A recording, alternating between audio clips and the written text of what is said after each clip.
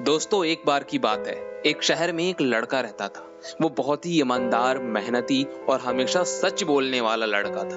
वो हमेशा सबकी मदद करता था, इसलिए उसके पड़ोसी, भाई बहन, माता पिता सब उसकी इज्जत करते थे। सब कुछ बहुत अच्छा था। बस एक चीज की कमी थी। उसे जीवन में जो चाहिए था, जिस चीज के वो सपने देखता था, वो उससे कोसों दूर था।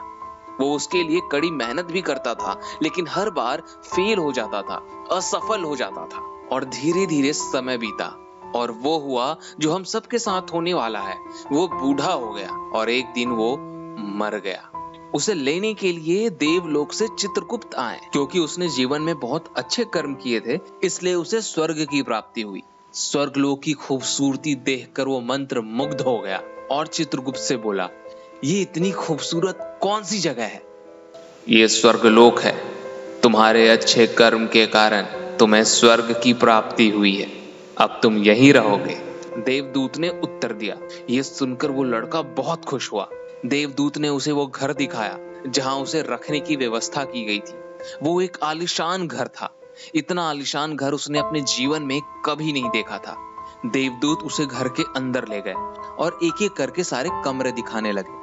सभी कमरे बहुत ही सुंदर थे और अंत में वो उसे ऐसे कमरे के बाहर लेकर गए जिसके सामने लिखा था स्वप्न कक्ष। जब वो उस कमरे के अंदर पहुंचे तो लड़का यह देखकर दंग रह गया कि वहां बहुत सारी चीजों की छोटी छोटी मूर्तियां और ड्राइंग बनाकर रखी गई है। ये वही सारी चीजें थी जिसे पाने के लिए वो पूरी जीवन मेहनत कर रहा था, लेकिन उसे पा नहीं पाया था, जिसे वो हासिल नहीं कर पाया था। आलीशान घर, कार, अच्छी नौकरी और ऐसी ही बहुत सारी चीजें जो उसके सपने में ही रह गई थी। वो सोचने लगा, इन चीजों को पाने के सपने मैंने धरती में देखे थे, किंतु वहां तो मुझे ये सारी चीजें मिल नहीं पाई।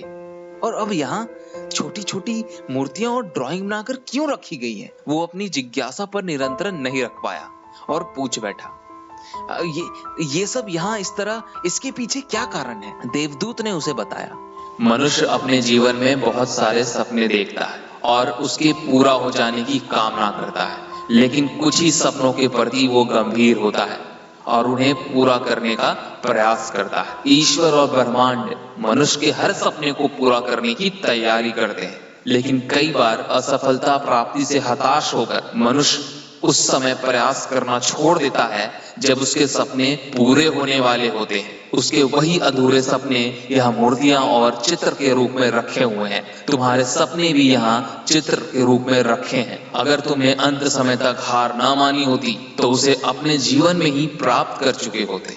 लड़के को अपने जीवन काल में की गई गलती समझ आ जाती है, लेकिन मर जाने के बाद अब वो कुछ नहीं कर सकता। वो पश्चाताप की आंसू बहाता है। दोस्तों, किसी भी सपने को पूरा करने की दिशा में बढ़ने से पहले एक संकल्प, एक वादा खुद से जरूर कर लें। चाहे कितनी भी मुसीबत, चाहे कितनी भी परेशानियां आपके रास्ते में क्यों ना आए, आप उस सपने को पूरा करके रहेंगे। और जब तक वो सपना पूरा नहीं हो जाता, आप जी जान से उस सपने के पीछे लगे रहेंगे। और आपको पता है समय कितनी तेजी से बीतता है। अभी पिछले साल की ही बात थी जब हमारा देश लॉकडाउन में था और अभी इस साल फिर से हम लॉकडाउन में हैं। ये एक साल कैसे बीता, एक बार आप खुद सोच के देखो। इस एक साल में आपने क्या किया और आपने क्या हासिल करने की कोशिश की।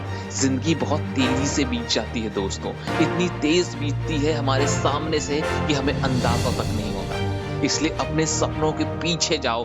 एक एक मिनट, एक एक सेकंड बहुत ही ज्यादा कीमती है। और ये खुद से संकल्प कर लो कि अपने सपने को तुम पूरा करके ही रहोगे। दोस्तों, आपको ये वीडियो अच्छी लगी तो आप चैनल को सब्सक्राइब जरूर कीजिएगा। आप खुद देख सकते हैं इस चैनल को लाइक और सब्सक्राइब की कितनी ज्यादा जरूरत है। आप सुन रहे थे प्रेरणा स्रोत। आपके सारे सपने पूरे होंगे। बहुत बहुत धन्यवाद।